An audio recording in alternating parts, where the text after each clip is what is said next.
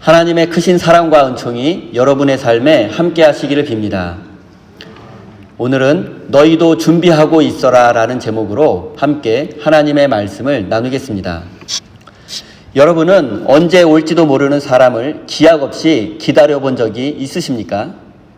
또는 언제 이루어질지 모르는 약속을 하염없이 기다려 본 적이 있으십니까? 언제 올지도 모르는 사람, 그리고 언제 이루어질지도 모르는 약속을 기다리는 것은 매우 힘들고 고통스러운 일입니다.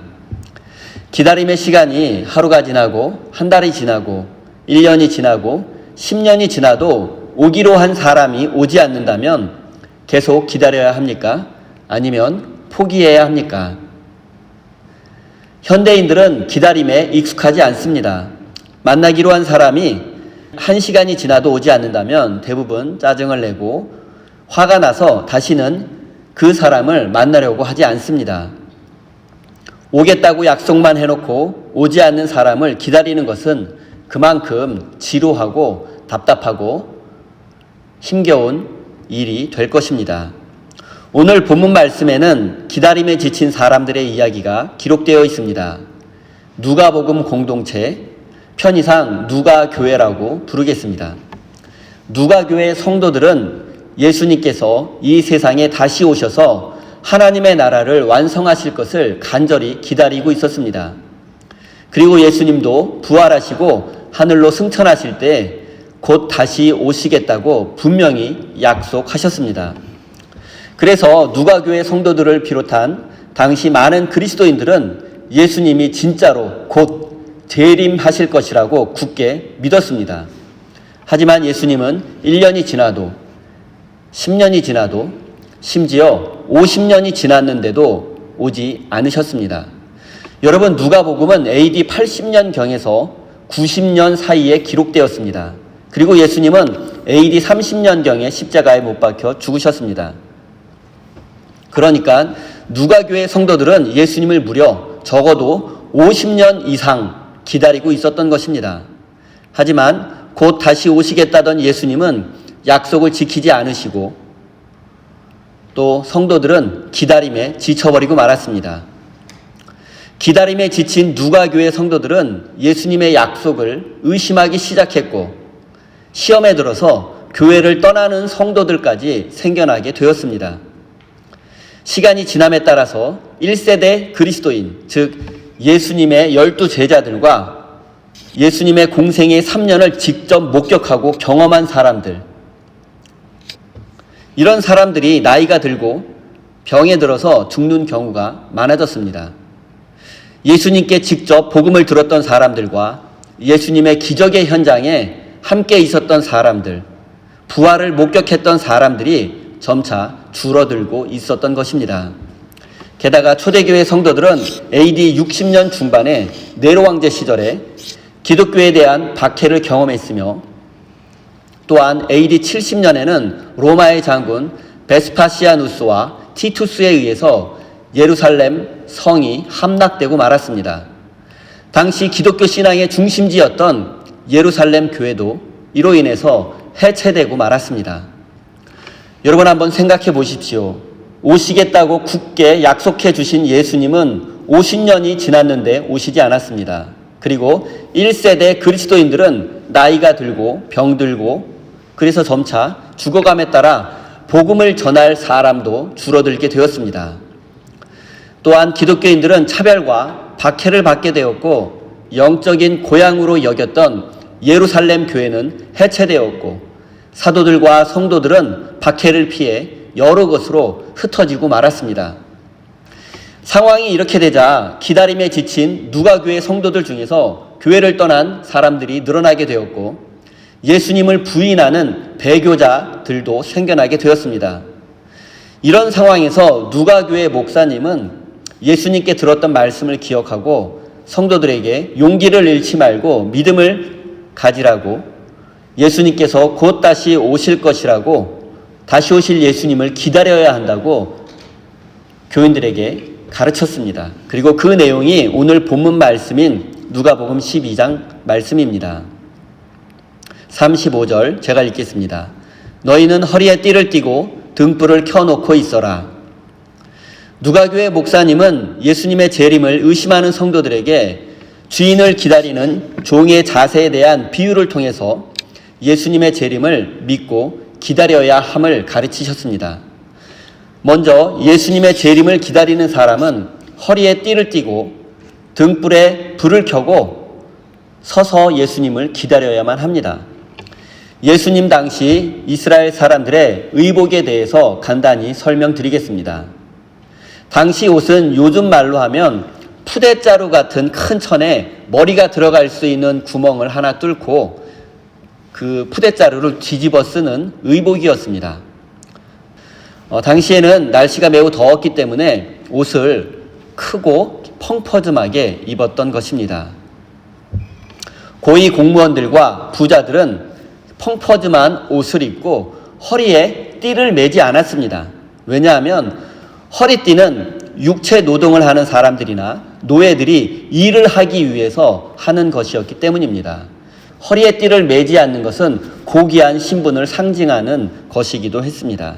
그리고 등불을 켜고 있는 사람은 대부분 주인이 집에 돌아오기를 기다리는 종들이었습니다. 당시에는 교통수단이 발달하지 않았기 때문에 아침에 집 나간 주인이 일을 마치고 밤늦게 돌아오는 경우가 많았습니다.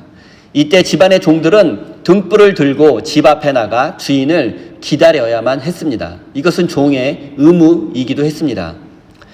2000년 전 전기가 없던 시대의 밤을 한번 생각해 보십시오.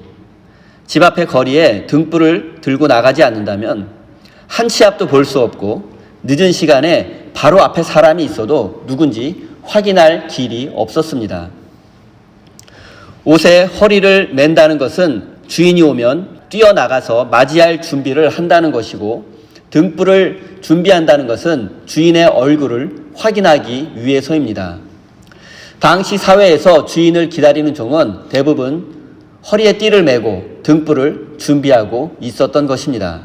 그리고 누가교회 목사님은 예수님을 기다리는 사람도 이와 마찬가지로 허리에 띠를 메고 등불을 준비하고 예수님을 기다려야 한다고 말하고 있는 것입니다. 쉽게 말씀드리면 지금 누가교회 목사님은 교인들에게 예수님께서 언제 다시 오실지 모르니 정신 바짝 차리고 예수님을 기다려야 한다고 말하고 있는 것입니다.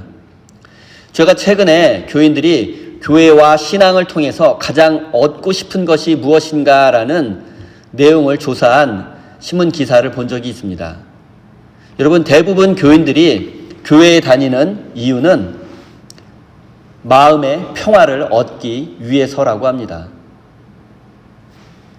마음의 평화를 얻기 위해서 교회를 다니는 현대인들에게 정신 바짝 차리고 예수님을 기다리라는 설교를 하는 목사는 10중 8구 인기 없는 목사, 그러한 교회는 고리타분한 교회라는 평가를 받게 될 것입니다. 대부분 현대인들은 일상 속에서 끊임없는 경쟁에 시달리며 스트레스를 받고 긴장 상태로 살아가고 있습니다.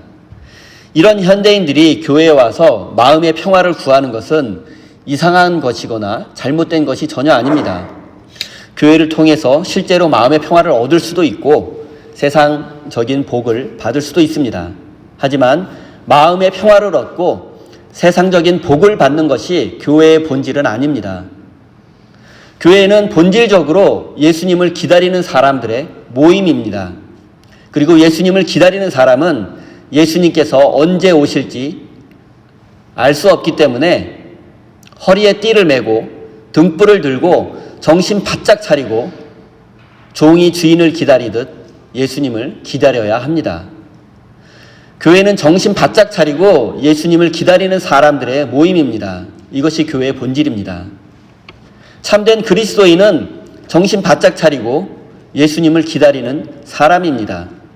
그리고 예수님을 기다린다는 것의 의미는 예수님의 말씀에 순종할 준비를 하고 있다는 것입니다. 사랑하는 성도 여러분, 예수님을 기다리는 사람은 예수님의 말씀에 순종할 준비를 하고 있는 사람입니다. 자신의 욕심과 욕망을 내려놓고 예수님께서 부르실 때 기꺼이 하나님과 이웃을 위해서 자신의 삶을 내어줄 준비를 하고 있는 사람이 바로 예수님을 기다리는 사람입니다. 사랑하는 성도 여러분, 마음의 평화를 얻는 것도 중요하고 세상적인 축복을 받는 것도 중요하지만 무엇보다 하나님께서 나를 부르실 때 순종할 수 있는 사람, 참으로 예수님의 다시 오심을 기다리는 믿음의 사람이 되시기를 바랍니다. 36절에서 8절까지 제가 읽겠습니다. 마치 주인이 혼인잔치에서 돌아와서 문을 두드릴 때에 곧 열어주려고 대기하고 있는 사람들과 같이 되어라. 주인이 와서 종들이 깨어있는 것을 보면 그 종들은 복이 있다. 내가 진정으로 너희에게 말한다. 그 주인이 허리를 동이고 그들을 식탁에 앉히고 곁에 와서 시중들 것이다. 주인이 밤중에나 새벽에 오더라도 종들이 깨어있는 것을 보면 그 종들은 복이 있다. 주인을 기다리는 종의 비유를 간단히 소개하겠습니다. 큰 집에 사는 주인이 있었고 마침 이날은 자신의 집에서 결혼잔치가 있었습니다. 주인은 결혼잔치가 아직 끝나지 않았지만 자신이 돌아오기를 기다리며 잠을 자지 않고 있을 종들을 생각하니 마음이 안타까웠습니다. 허리에 띠를 메고 등불을 들고 자신을 기다리고 있는 종들을 생각하니 마음이 안타까웠던 것입니다. 그래서 조용히 잔치에서 빠져나와서 집으로 갔습니다. 주인의 예상대로 종들은 새벽 시간이었지만 잠을 자지 않고 기다리고 있었습니다. 그리고 주인은 잔치에서 가져온 음식을 직접 종들에게 나누어 주었습니다. 조금 더 이 상황을 자세히 설명하겠습니다. 당시 부자들이 사는 큰 집은 대문을 지나면 잔치를 할 수 있는 연회장이 있었습니다. 이런 집 양식을 보통 빌라라고 부릅니다. 그리고 이 연회장을 지나서 안쪽으로 들어가면 주인이 생활하는 거주 공간이 따로 있었습니다. 그리고 이날은 누군가의 결혼잔치인지 알 수는 없지만 주인의 집에서 결혼잔치가 있었고 주인은 그 결혼잔치에 참석하고 있었습니다. 당시 결혼식은 보통 밤에 시작되었습니다. 결혼잔치의 분위기가 무르익고 새벽 시간이 되었습니다. 그리고 주인은 갑자기 집 안에서 자지 않고 아직도 허리띠를 메고 등불을 들고 자신을 기다리고 있는 종들을 생각했습니다. 자신이 돌아올 때까지, 잔치가 끝날 때까지 배고픈 상태로 잠을 자지 못할 종들을 생각하니 마음이 아팠던 것입니다. 그래서 주인은 아직 잔치가 끝나지 않았지만 종들을 생각해서 집 안으로 들어가기로 했습니다. 당시의 풍습대로 한다면 밤늦게 집에 돌아온 주인은 자신을 기다리고 있는 종들을 향해서 큰 소리로 문을 열라고 소리치는 것이 보통이었습니다. 종들은 주인의 목소리를 듣고 주인인 것을 확인하고 문을 열어주는 것이 관습이었습니다. 그러나 이 주인은 자신이 돌아왔음에도 큰 소리로 알리지 않았습니다. 그 대신 조심스럽게 문을 두드렸습니다. 그런데 문을 두드려서 문을 열어달라고 하는 것은 주인이 하는 행동이 아니라 손님들이 하는 행동이었습니다. 왜냐하면 종들은 주인의 목소리를 알고 있기 때문에 주인의 목소리를 듣고 문을 열어줍니다. 하지만 손님이 집에 방문했을 때에는 문을 두드리지 않고 자신이 누구인지를 소개해야지만 문을 열어주었습니다. 그런데 이 주인은 종들에게 문을 열라고 말하지 않고 오히려 손님처럼 문을 두드리고 있는 것입니다. 그런데 왜 주인이 큰 소리로 종들에게 문을 열라고 말하지 않고 조용히 문을 두드렸을까요? 그것은 바로 아직 잔치가 끝나지 않았는데 자신이 큰 소리로 문을 열라고 소리치게 되면 잔치에 참석한 다른 사람들이 주인이 잔치에서 빠져나간다는 것을 알고 잔치 분위기를 망치게 될 것을 염려했기 때문입니다. 그래서 사람들 모르게 조용히 문을 두드렸던 것입니다. 종들은 이때까지 허리띠를 메고 등불을 들고 주인을 기다리고 있었기 때문에 금방 문을 열어줄 수 있었습니다. 그리고 주인은 이 늦은 시간까지 자신을 기다린 종들이 너무나 고마웠습니다. 그래서 주인은 자신의 종들을 섬겨주기로 마음먹었습니다. 주인은 자신의 헐렁한 옷에 허리띠를 메고 종들에게 음식을 나누어 주기 시작했습니다. 여러분, 주인이 허리띠를 매자 종들은 아마도 깜짝 놀랐을 것입니다. 이 늦은 시간에 더군다나 피곤할 텐데 무슨 일을 하려고 주인님께서 허리에 띠를 매신 것일까라고 생각하며 놀랐을 것입니다. 그런데 더 놀라운 일이 벌어지기 시작했습니다. 그것은 주인이 손수 음식을 가져와서 자신들에게, 종들에게 음식을 나누어 주기 시작한 것입니다. 그것도 당시 귀족들의 풍습을 따라서 종들을 긴 소파에 앉히고 종들이 비스듬히 누워서 귀족들처럼 음식을 먹을 수 있도록 배려해 주었고 직접 종들에게 음식을 나누어 주었습니다.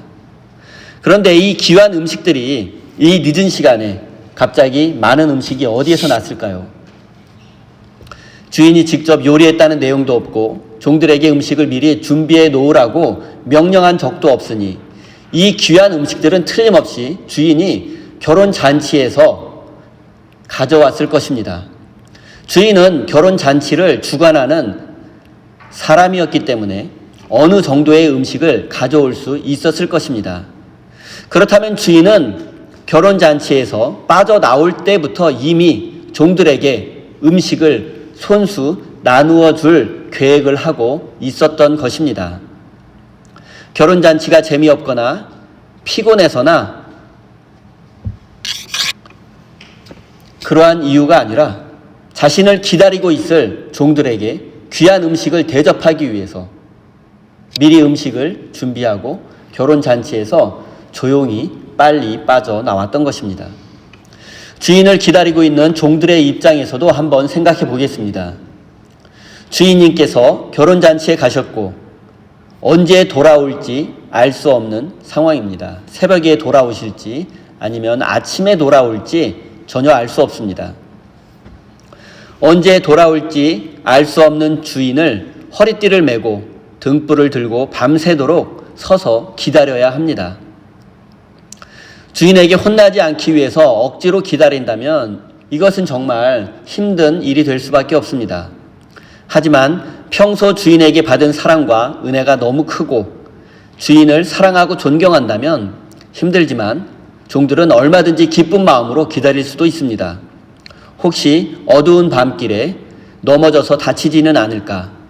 주인을 염려하고 문 앞에 나가서 등불을 들고 주인이 올 때까지 기다릴 수 있습니다.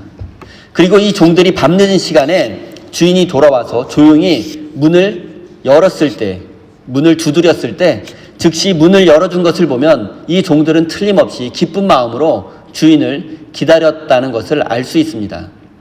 주인은 종들을 위해서 귀한 음식을 가져왔고 직접 그 음식을 종들에게 귀족들의 관습대로 나누어 주었습니다. 그리고 종들은 밤이 새도록 주인이 안전하게 돌아오기를 진심으로 기다리고 있었습니다. 여러분, 당시 상황에서 본다면 이 상황은 정말 아름다운 장면입니다. 그리고 이 이야기 속에서 주인의 사랑을 받고 주인의 섬김을 받은 종들의 삶은 어떻게 되었을까요? 누가복음이 기록되던 시대에 주인이 종을 섬긴다는 것은 상상도 할 수 없었습니다. 이런 엄청난 사랑과 섬김을 받은 종들의 삶은 틀림없이 새롭게 변화되었을 것입니다.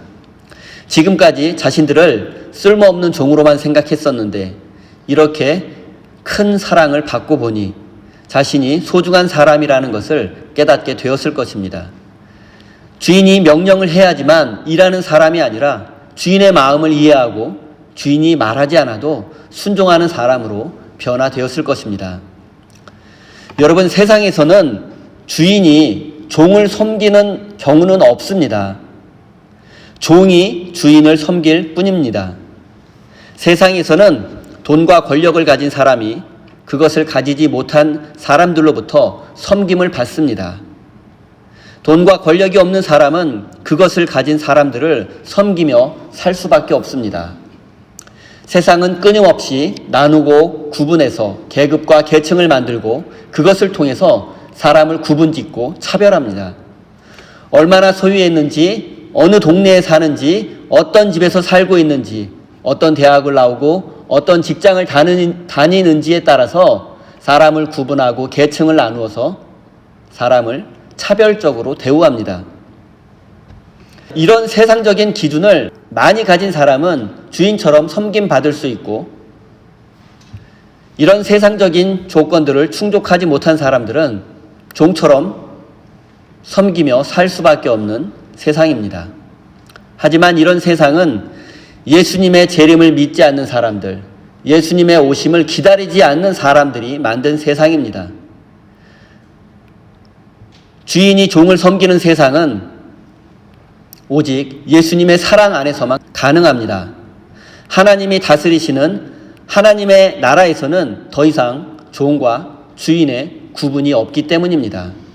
사랑하는 성도 여러분, 언제 올지 모르는 주인을 진심으로 기다리는 종은 놀라운 사랑을 받게 되었습니다. 마찬가지로 우리가 언제 다시 오실지 모르는 예수님을 진심으로 기다리는 삶을 살아간다면 결국 우리도 상상할 수 없는 엄청난 사랑과 은혜를 경험하게 될 것입니다. 40절입니다. 그러므로 너희도 준비하고 있어라. 생각하지도 않은 때에 인자가 올 것이기 때문이다.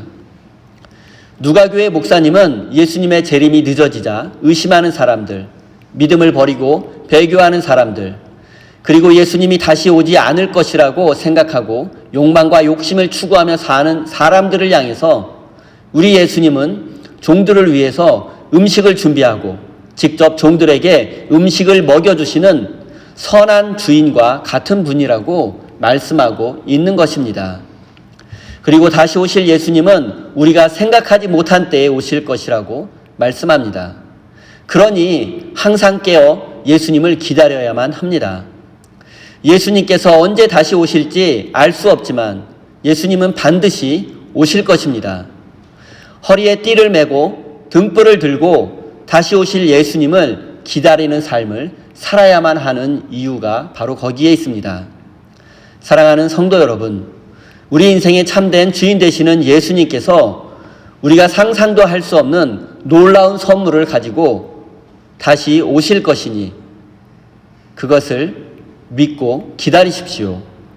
예수님이 오실 때까지 허리에 띠를 메고 등불을 들고 예수님을 맞을 준비를 하시기 바랍니다. 다시 오실 예수님을 기다리는 것, 예수님을 맞을 준비를 하는 것은 아무것도 하지 않으며 그냥 맹목적으로 기다리는 것이 아닙니다. 기도만 하며 교회에서 봉사 많이 하는 것을 의미하는 것이 아닙니다. 사랑하는 성도 여러분, 예수님을 기다리는 사람은 예수님이 필요한 사람에게 다가가 예수 안에 있는 사랑과 소망을 나누어 주는 사람입니다. 사랑이 필요한 사람들, 소망이 필요한 사람들을 외면하는 사람은 절대로 예수님을 기다리는 사람이 될 수 없다는 사실을 가슴 깊이 새기시기 바랍니다. 사랑하는 우리 세임교회 성도 여러분, 다시 오실 예수님 안에서 참된 행복과 기쁨을 누리는 복된 인생이 되시기를, 그리고 그 행복과 기쁨을 온누리에 전하는 거룩한 삶이 되시기를 예수님의 이름으로 축원드립니다. 기도하겠습니다. 부활하시고 승천하셔서 다시 오시겠다고 약속해 주신 주님, 저희는 그 약속을 믿으며 오늘도 주님의 다시 오심을 기다리며 준비하는 삶을 살아가겠다고 다짐하고 결단합니다. 주님께서 우리의 연약함을 아시오니 우리와 늘 동행하여 주시고 굳세 믿음을 주셔서 다시 오실 주님을 기다리는 믿음의 삶을 살 수 있도록 인도해 주십시오. 세상의 헛된 것들을 기다리는 삶이 아니라 다시 오실 주님을 기다리며 준비하는 삶을 살게 해 주십시오. 기다리는 종들을 섬겨주시는 하나님의 사랑을 우리도 받아 누리게 하시고 그 사랑을 나누고 전하는 믿음의 사람이 되게 해 주십시오. 사랑의 주님, 지금 이 시간 다시 오실 주님만이 우리 인생의 참된 주인 되심을 고백하며 정성껏 준비한 예물을 올려드립니다. 내가 소유하고 내가 가지고 있다고 해서 내 것이라고 생각하지 않게 하시고 하나님께서 나에게 맡겨주신 것을 하나님이 기뻐하시는 곳에만 사용할 수 있는 믿음을 허락하여 주시옵소서. 또한 사랑하는 주의 백성들이 이 세상에서 경제적인 문제로 고통당하지 않도록 지켜주시고 항상 나누고 베푸며 섬기는 삶을 살 수 있도록 우리의 모든 환경을 넉넉하게 하여 주시옵소서. 예수님의 이름으로 기도드립니다. 아멘.